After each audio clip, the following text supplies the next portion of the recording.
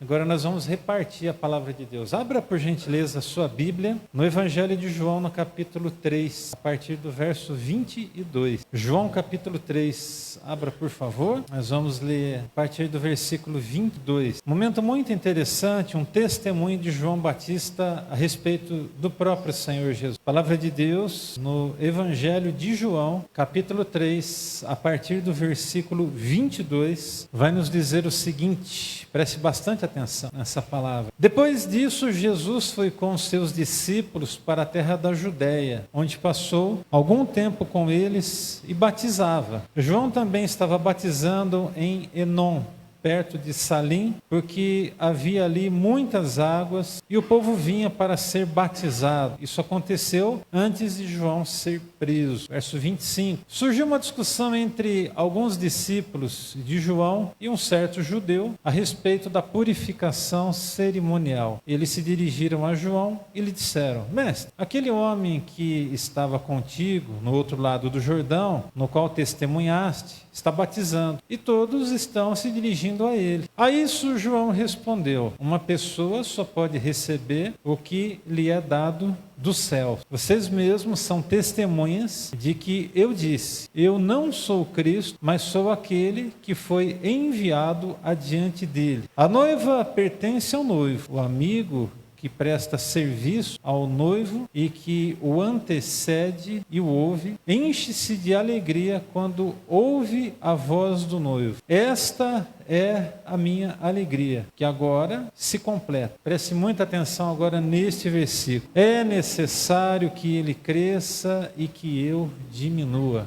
Amém? Diga assim: é necessário que ele cresça e que eu diminua. Nós vamos conversar nessa noite sobre 5 coisas que acontecem quando nós somos movidos por Deus. O evangelho verdadeiro, porque eu uso essa expressão evangelho verdadeiro, porque existe um evangelho que não é verdadeiro, que está sendo pregado afora e ele leva também o nome de evangelho. É aquele evangelho onde se é permitido hoje, contradizendo as escrituras, casamento de um homem com outro homem, de uma mulher com uma outra mulher.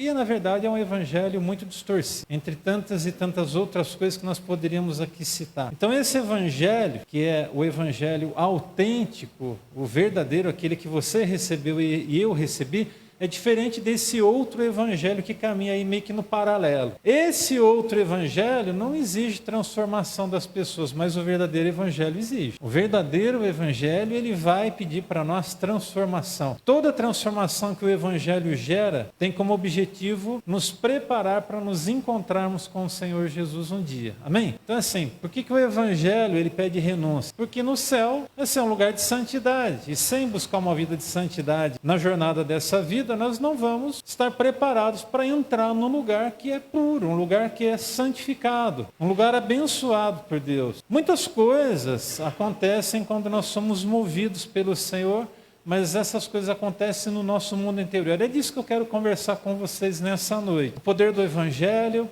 e o que é que acontece no nosso mundo interior. Eu quero conversar com vocês sobre transformação nessa noite. Quantos aqui já foram transformados por Deus? Não, como eu disse, transformados. É tão bom, né? Receber a transformação. É lógico que a gente vai viver transformação todos os dias da nossa vida e até o final da nossa história aqui na face dessa terra. Todo santo dia a gente está sendo transformado. Aquela pessoa que, através do seu conhecimento bíblico, diz que não tem mais nada para acontecer na sua vida, na verdade não entendeu o que é o Evangelho. Porque o Evangelho vai pedir para mim e para você uma renúncia diária, vai pedir para você e para mim uma mudança diária, e pode ser que eu esteja, eu estou mais de 30 anos no Evangelho, mais de 30 anos que eu conheço o Senhor Jesus, e pode ser que passe mais 10, mais 20, mais 30, quem sabe mais 40 anos adiante, e quando chegar lá na frente eu vou continuar necessitando ser transformado pelo Evangelho, até porque todos os dias nós temos que lutar contra nós mesmos. Você luta contra o seu próprio coração e eu luto contra o meu. Sim ou não, irmãos? É uma luta constante. A gente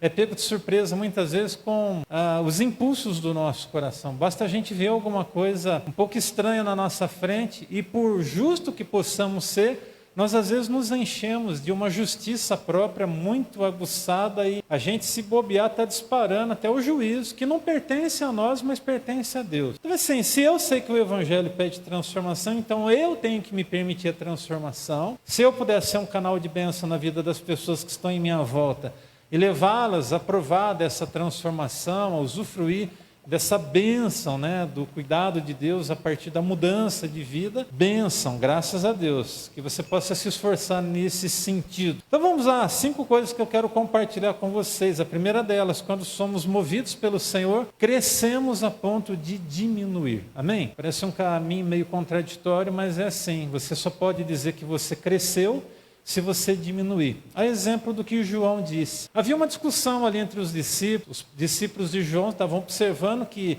algumas pessoas que haviam sido batizadas por João agora estavam se dirigindo a Jesus. E havia ali uma questão, eles começaram a se questionar sobre aquilo. E aí João dá uma paradinha, olha para aquele grupo dos seus discípulos, homens tementes a Deus, com toda certeza, assim como João era. E aí ele, conversando com eles, vai dizer o seguinte: olha gente, isso tudo tinha que acontecer desse jeito, eu vim para preparar o caminho de Jesus, ele é o noivo, eu sou apenas um amigo, eu estou aqui para servir, eu estou aqui para ser bênção. E tem mais uma coisa, é melhor que ele cresça que eu diminua. Diga assim, é melhor que ele cresça e que eu diminua. Agora, isso precisa fazer parte da minha vida e da sua vida todos os dias. É necessário que ele cresça e que todos nós possamos diminuir. Quando nós somos movidos por Deus, isso acontece. Um crescimento a ponto de nós diminuirmos. Se você não está diminuindo, se você não está saindo do controle, se você não está deixando Deus atuar a partir da sua vida, significa dizer que você está muito cheio de si. E pessoas que estão muito cheias de si não são pessoas que entenderam a importância de se diminuírem.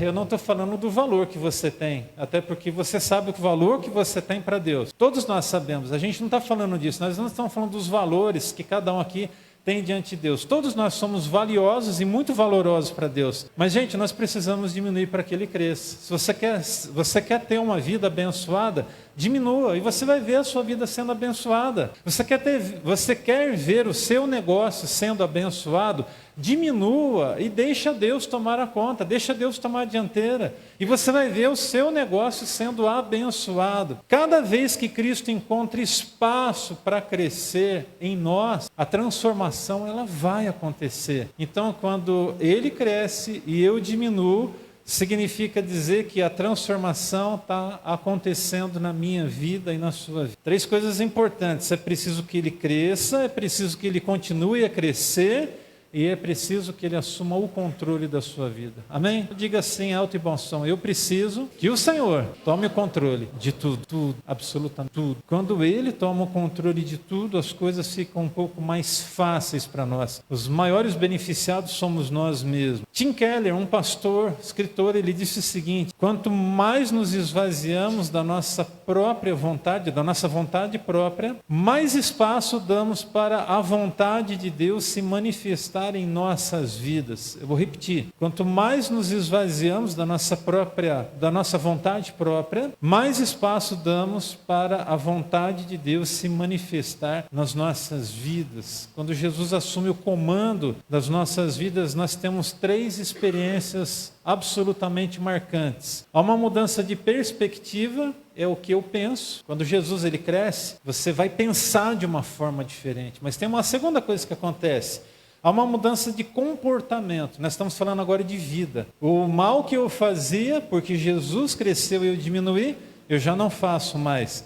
As coisas erradas que eu pensava em fazer, porque Jesus cresceu na minha vida, eu já não penso mais. E é muito interessante, e é gostoso ao mesmo tempo, que é uma coisa meio que automática na nossa vida. Nós não precisamos ter pessoas dizendo para nós que nós estamos certos ou estamos errados. É o Espírito Santo que habita em nós que vai testificar com o nosso espírito que uma ação da nossa parte pode ser mais bem sucedida se nós diminuirmos e o Senhor crescer em nós. Mas há uma mudança de movimentação, isso tem a ver com aquilo que é espiritual. Ou seja, quando o Senhor cresce e você diminui, você muda a sua forma de pensar, uma perspectiva diferente. Você muda o seu comportamento sem imposição, porque é uma coisa gerada pelo próprio Deus, pelo Espírito Santo de Deus, mas há uma mudança de movimentação, e aqui eu preciso que você entenda que os seus ouvidos espirituais, eles ficam aguçados, os seus olhos espirituais ficam aguçados e os seus sentidos espirituais são muito mais lapidados e ficam muito mais aguçados. O que eu quero que você entenda nessa noite é que se você diminuir a ponto dele crescer, o maior beneficiado será você mesmo. Amém? Então deixa ele crescer e diminua, sai da frente, deixa Deus fazer o que Ele quiser fazer na tua vida, sai do controle. Às vezes a gente, por conta das nossas necessidades, e necessidades, diga-se de passagem, que são até justificáveis, nós às vezes desfocamos um pouco da vontade de Deus, por conta da nossa necessidade. Deus até entende a gente, mas nós precisamos entender que acima das nossas necessidades também,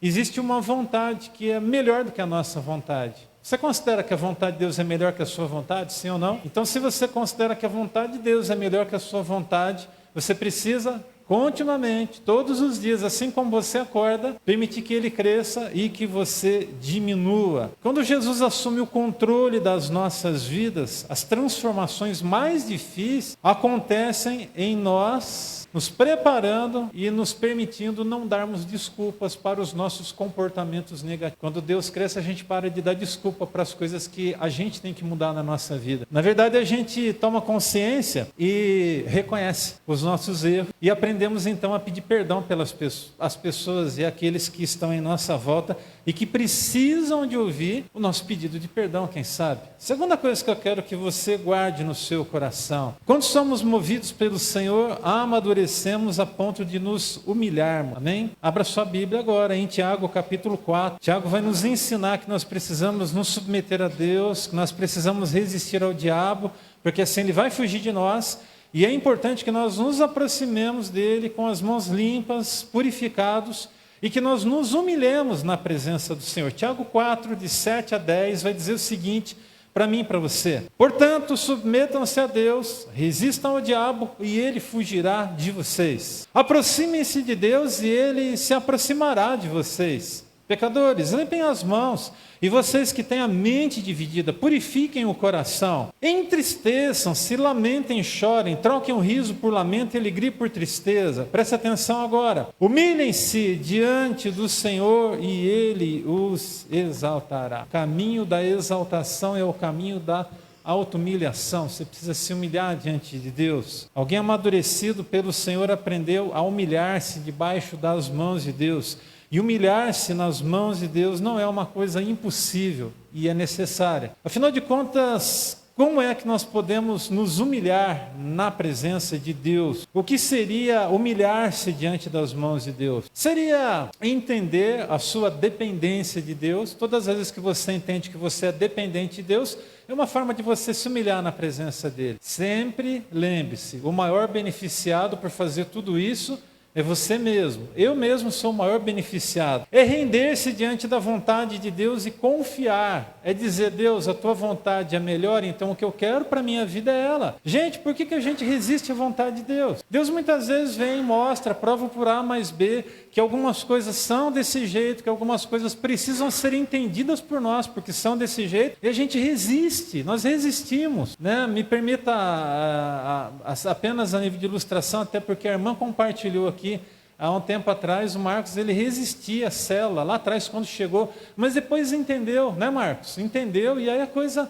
Hoje Marcos abre a porta da casa dele, célula acontecendo lá, comunhão, é algo maravilhoso. A pessoa, uma família que a gente vê que ama células, né? Então às vezes as pessoas resistem, nós resistimos coisas, às vezes que precisamos entender. Às vezes é a nossa carne, o nosso desejo pessoal, que a gente tem que entender a importância de abrir mão. Olha, humilhar-se diante da potente mão de Deus é abandonar o orgulho, deixar o orgulho de lado e dizer: não, eu vou caminhar num caminho que eu sei que vai agradar a Deus. É confiar em Deus, de forma inabalável e descansar na sua soberania. Deus é soberano, sim ou não? Até que ponto, afinal de contas, para você e no seu conceito? Eu não sou adepto daquele pensamento que é muito comum no meio teológico hoje, e em algumas igrejas é muito difundido isso, que diz que Deus ele perdeu o controle das coisas. Não, Deus não perdeu o controle das coisas. Deus é soberano, e Ele tem todas as coisas debaixo da sua submissão. Essa teologia chama-se teísmo aberto. Eles dizem que num dado momento, na eternidade, no exercício da eternidade, no acontecimento da eternidade, Deus ele perdeu o controle das coisas. Principalmente quando Ele criou o homem, agora o homem é rebelde.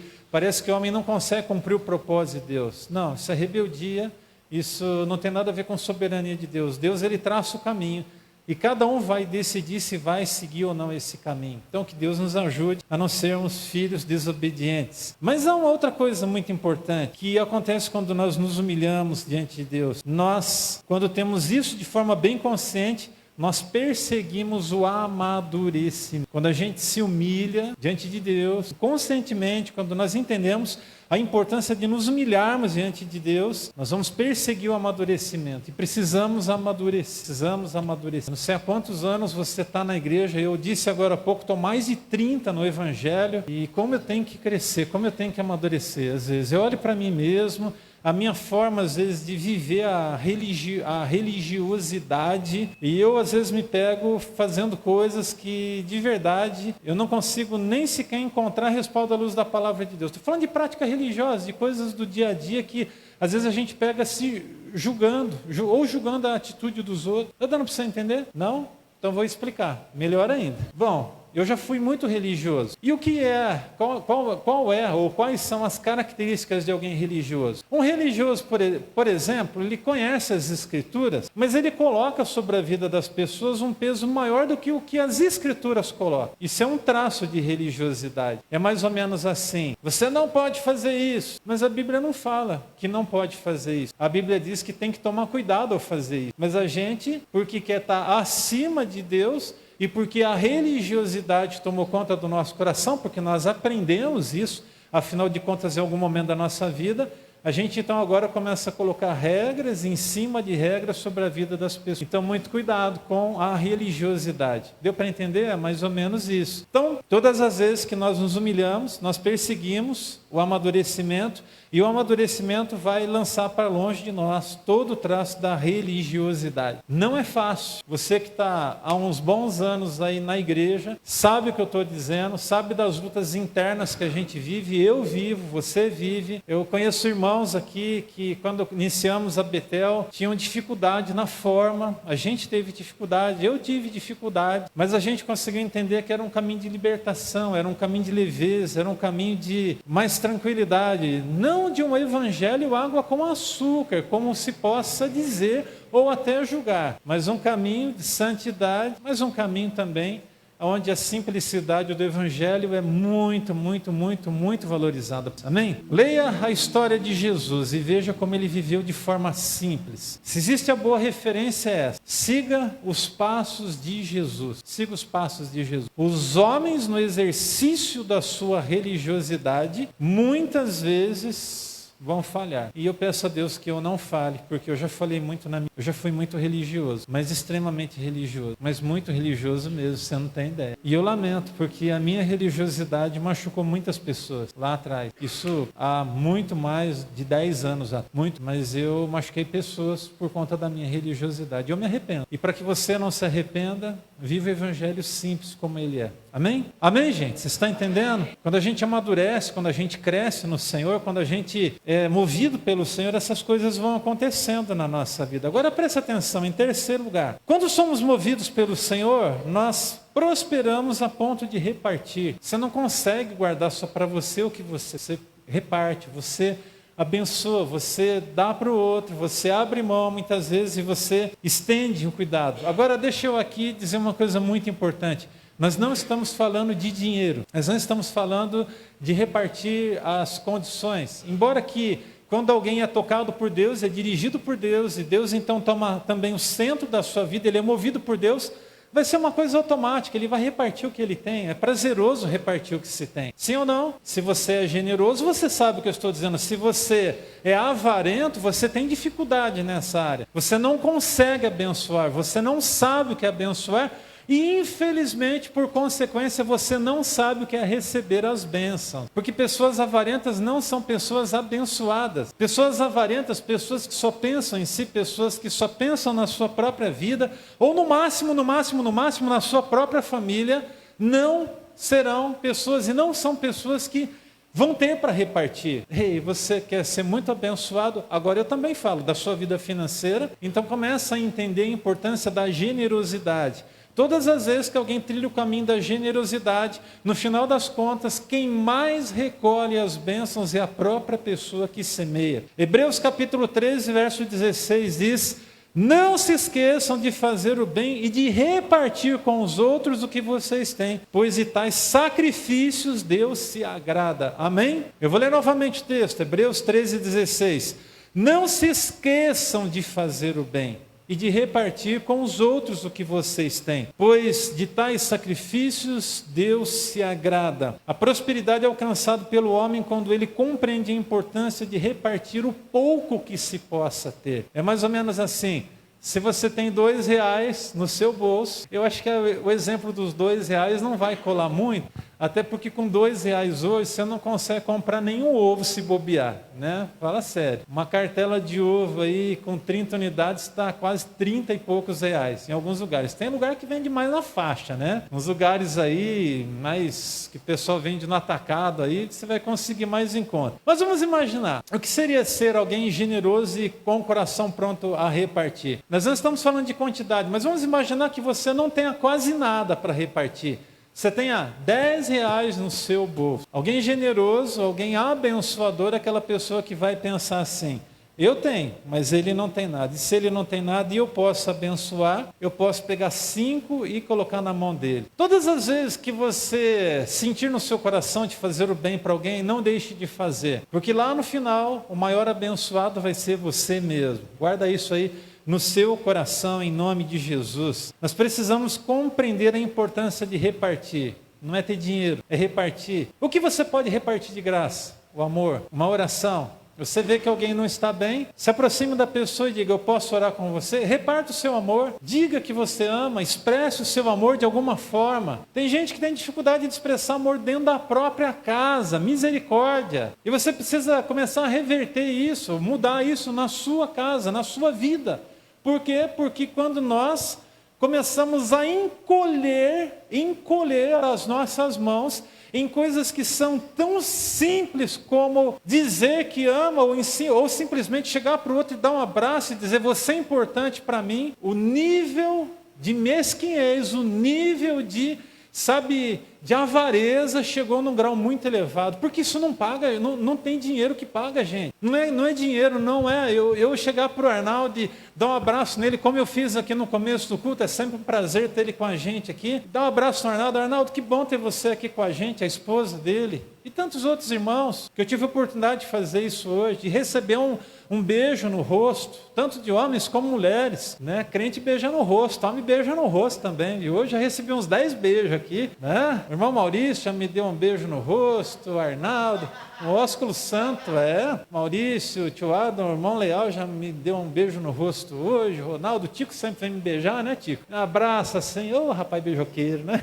Tô brincando, mas é gostoso a gente se abraçar. E eu pergunto: quanto isso custa? Custa, dentro da sua casa. Você tem feito isso? Você tem olhado dentro dos olhos da pessoa que está do seu lado, dia a dia, quem sabe se doando para você, cozinhando, lavando, passando, secando, enxugando, limpando, arrumando, fazendo o que pode, o que não pode por você dentro da sua casa. E a hora que você chega, está tudo tão bacana, tudo tão gostoso, tão cheiroso, tão bonito, e de repente você entra e acha que aquilo tudo é uma coisa natural, que aquilo aconteceu sozinho. Não aconteceu sozinho. A sua esposa colocou as mãos ali, ou o seu filho, ou a sua filha, e para aquilo estar daquele jeito, alguém precisou dedicar amor. Não custou para ele dinheiro, custou esforço. Por isso amar é sacrificial. Diga: amar é sacrificial. E às vezes o sacrifício, ele é intenso. E é interessante que aqui fala de sacrifício. Billy Graham, ele disse o seguinte: Deus nos deu duas mãos, preste atenção nessa frase, uma para receber com gratidão e a outra para dar com generosidade. Você precisa aprender o caminho da generosidade. Nós prosperamos a ponto de repartir. Você só pode dizer que você é alguém próspero, alguém rico, se você aprendeu a repartir o que está nas suas mãos. Ah, mas é pouco que eu tenho, não importa. Nós não estamos falando de quantidade, nós estamos falando de qualidade. Qualidade, diga qualidade. Então, quando você se movimentar em alguma direção, faz isso com amor, faz isso com carinho. Isso é tudo. Uma movimentação da sua parte pode mudar a história da vida de uma pessoa, pode mudar o entendimento dela, pode mudar a razão dela, pode mudar o jeito. Uma palavra sincera de uma criança, por exemplo, pode mudar toda uma história. É só a gente olhar para a história e ver Jesus. Quando os discípulos tentavam impedir as crianças de se aproximarem de Jesus. Eu estou aqui parafraseando a história e as palavras. Eu fico tentando imaginar essa cena. Os discípulos meio que achando que aquela criançada estava enchendo a paciência e atrapalhar a missão de Jesus. Afinal de contas, ele estava ocupado, curando, cuidando, dando atenção para as pessoas, estendendo as mãos. Mas a criançada queria chegar até Jesus. E aí Jesus observa aquilo e ele fala: gente, espera um pouquinho, para tudo aí. Pode deixar elas irem. E eu fico, gente, olha, se houve um momento da época que eu acho que seria bacana de ser vivido exatamente esse momento da história. E aí você imagina, no meio da multidão, Jesus ali, quem sabe ele se assenta e as crianças começam a chegar perto. Pode bem ser que Jesus tenha pego uma e colocado no colo ou pego no seu braço. E aí ele diz: olha, quem não for como um desses pequeninos, espaço lá em cima. Sinceridade, é verdade. Uma criança, quando gosta, ele gosta mesmo. Quando ele não gosta também, né?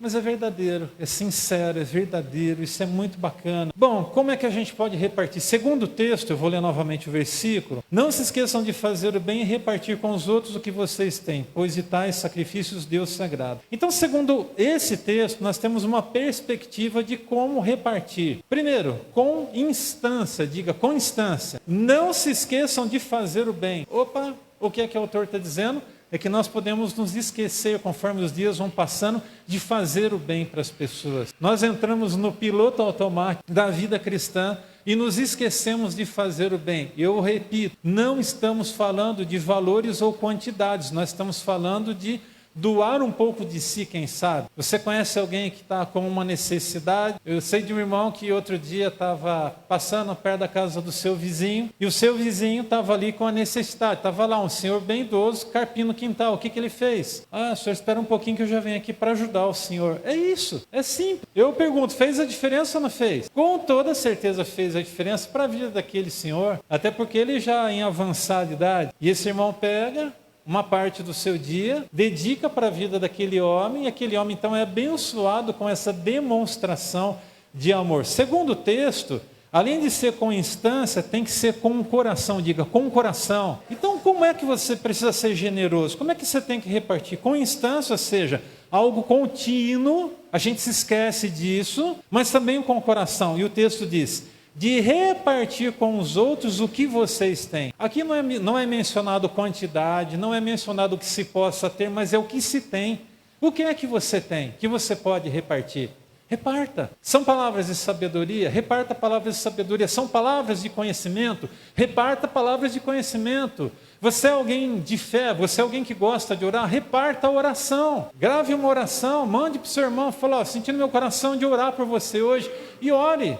Quantas vezes durante a semana eu recebo palavras de encorajamento, eu recebo orações, pessoas que notam que às vezes o pastor não está muito bem, que de repente fala: pastor, eu senti no meu coração de orar por você, posso orar por você?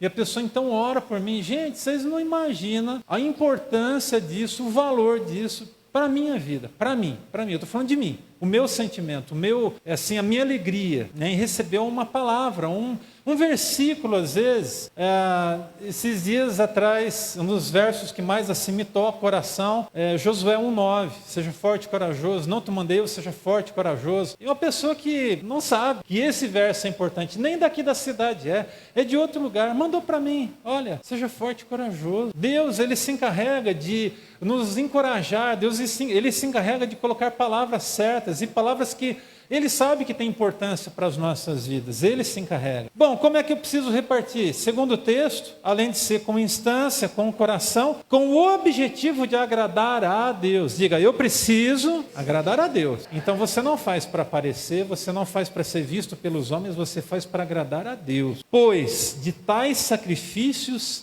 Deus se agrada. Agora, a palavra sacrifício aparece. Muitas vezes, para abençoar a vida de alguém, você vai precisar sacrificar-se. Há uma importância no sacrifício. É só a gente olhar para essa cruz que remete os nossos pensamentos, as nossas lembranças ao sacrifício de Cristo por nós lá na cruz do Calvário um dia. É só a gente lembrar do sacrifício dele. Eu pergunto, o sacrifício de Jesus foi bênção para as nossas vidas, sim ou não? Gente, é tudo. O Evangelho gira em torno do sacrifício de Jesus. O Antigo Testamento aponta para a cruz, o Novo Testamento fala da cruz, fala do ápice do Evangelho, a vinda de Jesus, a morte de Jesus, a ressurreição de Jesus. O Evangelho é isso, a essência do Evangelho é a morte na cruz. Eu gosto sempre de, quando às vezes estou ensinando, quando tenho oportunidade, desenhar a cruz e mais duas cruzes do lado, Jesus e os ladrões na cruz. E aí a história é passada, tudo aquilo que se foi, mas a história é presente. E quando a gente olha para a história presente, a história que se foi, tudo vai convergir na cruz, tudo aponta para a cruz, tudo vai ser direcionado para a cruz. E a cruz é sacrificial. Deus, Ele doou-se por nós, Ele se sacrificou por nós. Esse sacrifício de Jesus agradou o coração de Deus. Vamos lembrar de uma coisa? Que nós não podemos tocar trombeta quando fazemos as coisas, sim ou não? Amém? Então, se você faz alguma coisa por alguém, guarde para você. Você não precisa de dizer para ninguém, você não precisa sair falando para os outros. A propósito, quando a gente faz isso, nós já recebemos a nossa recompensa. Jesus nos ensina. Mateus 6,3, no Sermão do Monte, Jesus vai ensinar o seguinte: mas quando você der esmola, que a sua mão esquerda não saiba o que está fazendo a direita. Amém? 3 verdades sobre a generosidade. Primeira, a generosidade transforma vidas. Diga, generosidade transforma vidas. Agora diga assim com todo o seu coração: a minha generosidade vai transformar a minha própria vida. É assim, quando nós somos generosos, nós abençoamos, nós transformamos a vida das pessoas e a nossa própria vida vai sendo transformada de glória em glória. É lindo, não é? Isso é o Evangelho. Então, quando você abençoa, no final das contas, você vai recolher a bênção do Senhor. Gente, de verdade, eu só não consigo entender como às vezes a gente encontra cristãos avarentos ao longo da jornada. Eu já encontrei muita gente de mão fechada, gente mesquinha, gente que às vezes parece que não entendeu o propósito de ser até do dinheiro. Não entendeu o propósito de ser do dinheiro. Se o dinheiro não for muito bem entendido por nós, ele se tornará o nosso Deus. E todas as vezes que o dinheiro ocupa o lugar de ser um Deus nas nossas vidas, nós estamos às avessas da palavra de Deus. Uma outra verdade sobre a generosidade. Generosidade reflete o coração de Deus. Deus é generoso, sim ou não? Então, se Deus é generoso, aprenda com o seu pai. Se o seu pai é generoso, seu pai do céu é generoso, seja generoso como ele é. O pastor Rick Warren, ele disse o seguinte: Deus é modelo supremo de generosidade. Quando praticamos a generosidade, refletimos a natureza amorosa e generosa do nosso Pai Celestial.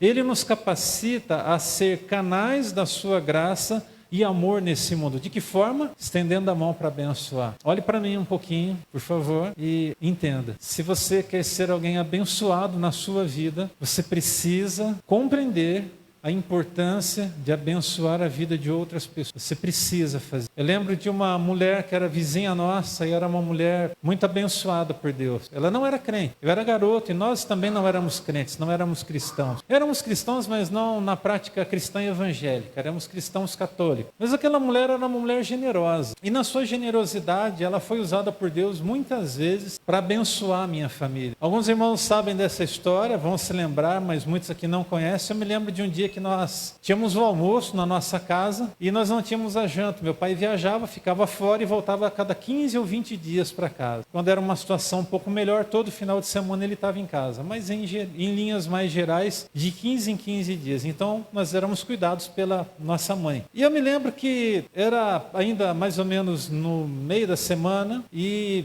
essa situação dificultosa que a gente vivia de ordem financeira tinha ido a tal ponto que nós tínhamos o almoço, arroz, prato principal e de mistura também. E me lembro que nós íamos ter aquele almoço e a gente não teria a janta naquele. Minha mãe, assim, seu coração apertado, ela com certeza ia atrás para ver se conseguia alguma coisa emprestada de alguém. Mas naquele final de manhã daquele dia, nós, depois que ela disse para nós, ela sentou comigo com a minha irmã e falou, olha, tem isso aqui para comer. Ela passou um pouco, mais um comecinho da tarde, uma vizinha nossa, que é essa senhora que era generosa, ela chamou a minha mãe na casa dela, falou, Dona Maria, você pode vir me ajudar? Eu quero fazer uns pães forno e vai vir visita em casa, eu sei que a senhora faz gostoso, aquele que vai frio os dentes, junto, que coisa toda enroladinho, né? Bauru de forno. E ela pediu para minha mãe fazer 3 receitas, assim. E minha mãe falou, nossa, vai vir bastante gente na casa dela, pensou consigo. E quando minha mãe terminou de fazer aquilo, ela falou, olha, essa forma é sua, quero uma receita, essa aqui é sua, para você levar para sua casa. Essa mulher não sabia de nada, mas ela era uma mulher. E essa mulher, ela sempre teve para repartir. Sabe por quê? Porque ela entendeu a importância de abençoar a vida. Olha, eu preciso mais uma vez reenfatizar. Se você quer ter prosperidade na sua vida pessoal, você precisa entender a importância de ser alguém generoso. Você precisa entender a importância de fidelidade a Deus também. Às vezes, algumas pessoas, quando se referem à sua vida financeira, elas dizem assim, sempre é muito apertado. Algumas dessas pessoas, eu não estou generalizando, mas uma boa parte dessas pessoas é porque não entenderam a importância da generosidade. Quando nós somos generosos, Deus reverte quadros. Eu já vivi momentos de não poder repartir R$1 com alguém. Me lembrei hoje, quando eu estava aqui pregando de manhã, de uma senhora que uma vez, muito humilde da nossa igreja, uma igreja que eu fui pastor alguns anos atrás, e era a época do meu aniversário. Ela chegou para mim, ela falou, pastor, tem uma carta para dar para você, de aniversário demais. E eu peguei aquela carta, coloquei dentro da minha Bíblia e falei, irmã, quando eu chegar em casa eu leio, tá bom? No final de culto ela chegou e entregou para mim, mas era uma senhora muito humilde, irmãos, uma situação muito difícil que ela vivia, mas muito difícil mesmo, e essa mulher fez essa carta, colocou na minha mão, quando eu cheguei em casa, abri a carta, e dentro dessa carta uma nota de R$50, sabe aquela oferta que você recebe, que você fala assim, meu Deus do céu, a minha vontade de verdade era de pegar aquele dinheiro, chamar aquela mulher de volta e colocar mais 100 na mão dela, pela necessidade dela, a dificuldade que ela... E depois eu, um dia conversando com ela, encontrei com ela e falei, irmã, mas foi muito o que a senhora fez para mim ali, não precisava disso, só o seu carinho já é mais que suficiente. Ela fala, não, pastor, eu aprendi que a gente precisa honrar as pessoas. Eu falei, irmão, mas eu já sou honrado pelas... Mas é uma forma de gratidão. Eu falei, mas não vai fazer falta? Ela falou, pelo amor de Deus, pastor, se você me devolver, eu vou ficar triste com você, eu vou ficar bravo. Então, tem certeza? Irmãos, eu perguntei, tem certeza? Porque eu sabia da condição daquela mulher. Não era uma mulher aproveitadora, não era uma mulher que... Mas era uma mulher, sabe, generosa. O que podia ser feito, ela fazia. Quando ela podia se envolver com as coisas, ela se envolvia. Isso era tão bonito. Há uma outra coisa ainda sobre a generosidade, uma terceira verdade. A primeira é a generosidade transforma vidas, a minha vida e a sua vida, e a vida das pessoas que recebem os nossos atos de generosidade. A generosidade reflete o coração de Deus e a generosidade gera abundância. Diga, generosidade gera abundância. Eu vou finalizar essa parte da mensagem apenas fazendo aqui uma lembrança para você. Nós sempre colhemos mais do que o que nós plantamos. Se você jogar uma única semente no chão, você vai colher muito mais do que aquilo que você está semeando. Assim é. Há uma lei que rege a vida de todo ser humano na face dessa terra. É a lei da semeadura e da colheita. Ou vocês acham que pelo fato de alguém que está lá fora não professar a fé em Deus, também não é abençoado por Deus? Deus abençoa todos, irmãos. O sol nasce para o justo e para o injusto. Se uma pessoa está lá fora, ele não teme a Deus, não conhece Deus, mas ele é uma pessoa que ainda assim tem princípios, mas ele tem assim um temor de vida pelo próximo. Se essa pessoa semear, ele vai colher. Sabe o que ele vai colher? Porque Deus é justo, porque Deus é bom. Amém? Há uma graça comum sobre a vida de todos. Em quarto lugar, quando nos movemos, quando somos movidos pelo Senhor, nos escondemos a ponto dele aparecer. Amém? Quem tem que aparecer é Jesus, irmão. Amém? Vou voltar então às palavras aqui do nosso querido João. Ele disse o seguinte: é necessário que ele cresça e que eu diminua. O Senhor precisa crescer. Deixa ele crescer na tua vida. Diminua. Nós nos escondemos a ponto dele aparecer. Há 3 razões pelas quais você deve permitir que Cristo apareça através de você. Primeiro, porque a glória do que vier a acontecer precisa continuar sendo dele. Amém? Então é assim, se você fizer coisas e for abençoado, não esquece de uma coisa: a glória é de Deus. Quem que está te dando oportunidade para estar respirando, para estar de pé, para que o mosquitinho não mordesse você? E a gente teve aqui na nossa igreja algumas pessoas que foram mordidas pelo mosquitinho da dengue e ficaram muito ruins, mas muito ruins mesmo. O nosso irmão Inaldo, ontem a gente estava conversando e ele compartilhou conosco que por conta da dengue que ele contraiu, ele desenvolveu uma hepatite. Olha a seriedade dessa questão, a complicação de tudo isso. Ele está fazendo tratamento agora, deu alteração nos rins dele, fígado, oração. Então você está de pé hoje aqui porque o Senhor tem te sustentado. Então guarde isso no seu coração. Por que a gente precisa permitir que ele cresça, que ele apareça e que só ele apareça? E nós precisamos de nos esconder atrás da glória dele e deixar ele aparecer. Porque quando as coisas acontecerem, a glória é dele, precisa continuar sendo dele. Porque ele é o único que tem palavras para salvar as pessoas. Você pode ser ferramenta, mas quem salva é Jesus. Você pode ser boca de Deus, mas quem salva é Jesus. Você não tem poder para salvar ninguém. Você pode ser um agente para levar a salvação, mas salvar, gente, quem salva é só Deus, só Jesus é que salva. Amém? Não é a placa Betel que salva. A placa não pode fazer nada. Placa de igreja nenhuma pode fazer nada. Assembleia de Deus, Quadrangular, Batista, Metodista, nenhuma placa pode salvar ninguém, mas o Cristo que é exaltado a partir desses contextos denominacionais, esse pode todas as coisas. Esse tem poder para salvar. Amém, gente? Ainda uma outra razão, porque assim você compreenderá os propósitos dele sobre a tua vida. Mas há uma última questão que eu quero compartilhar com você e a gente então fecha essa palavra nessa noite. Quando somos movidos pelo Senhor, nós somos fortes a ponto de sermos fracos. É um caminho meio contraditório, mas é bem isso. Nós somos fortes a ponto de sermos fracos. Lembre-se do apóstolo Paulo agora. Vamos lá para o texto, 2 Coríntios 12, 7. 2 Coríntios 12, 7. Texto maravilhoso. Os primeiros versículos vão contar para nós, versículo de 1 até o 6, vai falar das revelações. Paulo vai falar das revelações, que ele foi arrebatado ao terceiro céu, que ele ouviu e viu coisas indizíveis, que ao homem não é permitido falar. E ele fala dessa experiência espiritual que ele teve. Dos personagens bíblicos, ele é um dos pouquíssimos que tiveram uma experiência tão elevada e tão sobrenatural como essa. E ele vai dizer que ele foi arrebatado ao terceiro céu. E ele entrou na presença do Senhor. E ele viu e ouviu coisas extraordinárias. Agora, observe o que o texto diz. Preste muita atenção e abra o seu coração nesse momento. Para impedir que eu me exaltasse. Para impedir que eu me exaltasse. Por causa da grandeza dessas revelações, foi-me dado um espinho na carne, um mensageiro de Satanás, para me atormentar. 3 vezes roguei ao Senhor que o tirasse de mim. Mas ele me disse: a minha graça te basta, porque o meu poder se aperfeiçoa na sua fraqueza. Portanto, eu me gloriarei ainda mais alegremente nas minhas fraquezas, para que o poder de Cristo repouse em mim. Por isso, por amor a Cristo, regozijo-me nas fraquezas, nos insultos, nas necessidades, nas perseguições, nas angústias, pois quando sou fraco é que sou forte. A pergunta que eu preciso fazer no final dessa mensagem, dessa noite, é: qual é o seu espinho na carne? O que é que te atropela? O que é que passa em cima de você? O que é que te deixa às vezes mal? Gente, eu não estou falando de situação pecaminosa, porque pecado só consegue se combater de um jeito: renunciando, abrindo mão definitivamente. A gente não pode ter pecado de estimação. O que é isso? É quando você peca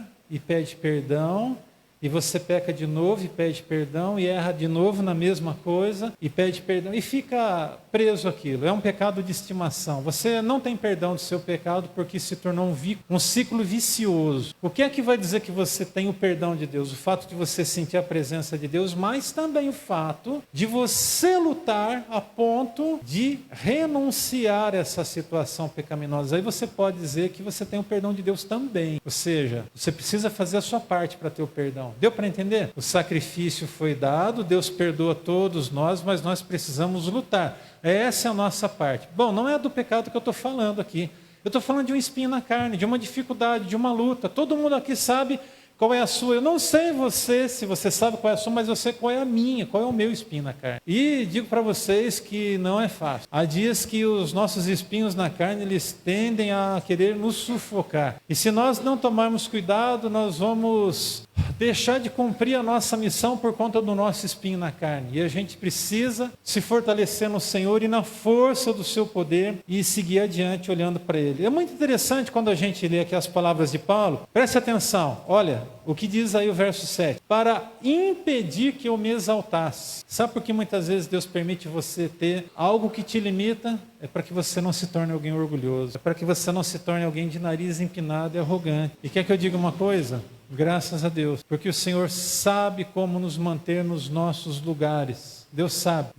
E muitas vezes Ele vai permitir que continue aquela prova para o nosso próprio bem. Para a gente não se exaltar, para a gente não começar a bater no peito e achar que somos muito bonzinhos ou muito conhecedores de todas as ciências. Para impedir que eu me exaltasse. Gente, quem está falando aqui é o apóstolo Paulo. Um homem temente a Deus, um homem que foi provado até além do que se pode imaginar. Se você pegar o que Paulo viveu na sua vida, há um capítulo específico que ele vai dizer dos naufrágios, de quantas vezes ele apanhou, das dificuldades, dos perigos que ele enfrentou, de naufrágio, perigos entre falsos irmãos, perigo entre patriotas, de diversas formas, em viagens, foi apedrejado, apanhou com vara. Gente, nós estamos falando de alguém experimentado e de alguém íntimo de Deus. Porque quando Paulo foi chamado, observe, não foi um chamado qualquer. Jesus aparece para ele, está indo na estrada para Damasco. E a visão foi tão grande que os seus olhos são ofuscados pela glória de Deus. Ele fica cego. E depois ele fica em um período de jejum e a Bíblia diz para nós que os olhos de Paulo estavam embaçados, cegos. Ele ficou cego, literalmente cego. Mas houve uma palavra de ordem dada a um servo do Senhor. Esse servo vai visitar Paulo com a revelação de Deus. E ali, ministrando a revelação de Deus, a Bíblia diz que caem como se fossem escamas dos olhos do apóstolo Paulo. Então a gente está falando de alguém que conhece o poder de Deus, que sabe o que é a cura, que sabe o que é milagre, que provou coisas extraordinárias. Mas nós estamos falando de alguém que tem alguma limitação e de alguém que reconhece que esse espinho na carne, ele está ali para impedir qualquer possibilidade de exaltação sobre as revelações que ele recebeu de Deus. Deus sabe qual é a sua limitação e Deus sabe qual é a minha limitação. O que nós não podemos deixar é que as nossas limitações nos impeçam de servir, nos impeçam de viver o mais de Deus e o melhor de Deus. Um pouquinho mais adiante no texto, no verso 8, Paulo registra aqui para nós: 3 vezes eu pedi ao Senhor que o tirasse. Ele pediu para Deus. Eu pergunto, Deus podia ter tirado, sim ou não? E a pergunta em complementação a esta é: Deus tirou? E o que o texto diz? Mas ele me disse. Quem disse? Deus disse: a minha graça te basta, pois o meu poder se aperfeiçoa na sua fraqueza, se aperfeiçoa na fraqueza. Portanto, eu me gloriarei ainda mais alegremente nas minhas fraquezas. Quem é que se alegra na sua fraqueza, irmão? Mas Paulo está dizendo que a nossa fraqueza, embora seja um fator limitante para nós, é o que vai nos aproximar do Senhor. E ele vai dizer: por isso, por amor a Cristo, eu vou me regozijar nas fraquezas. Ele repete a expressão aqui, fraqueza, nos insultos, nas necessidades, nas perseguições e nas angústias. E aí ele diz: pois quando eu sou fraco, é que eu sou forte. Amém? Quando você é fraco, você é forte no Senhor. Quando nós somos movidos pelo Senhor, nós somos fortes a ponto de sermos fracos. E a gente só consegue ser forte mesmo em Deus quando a gente é fraco. É isso. E você precisa deixar Deus fazer isso na tua vida. Seja fraco no Senhor, por si mesmo, mas permita que o Senhor Senhor te torne alguém forte na presença dele. Quando Deus ama um filho, ele é suficientemente capaz para tocar esse filho no ápice das suas fraquezas e levantá-lo. Só Deus pode levantar Deus. E Deus vai usar pessoas, vai, mas é só ele que pode. Charles Stanley, ele disse o seguinte: quando Deus ama um filho, ele o abraça em meio às tempestades, o conforta em suas aflições e o fortalece na sua fraqueza. Sinta-se envolvido pelo amor de Deus no dia de hoje, em nome de Jesus. Sinta-se abraçado pelo Senhor, em nome de Jesus. No Senhor você é forte, mas é na sua fraqueza que você vai se tornar forte. Eu sei qual é a minha e você sabe qual é a sua. A gente só vai aqui reconhecer a nossa fraqueza diante de Deus e dizer: Deus, nos dá força para seguir adiante.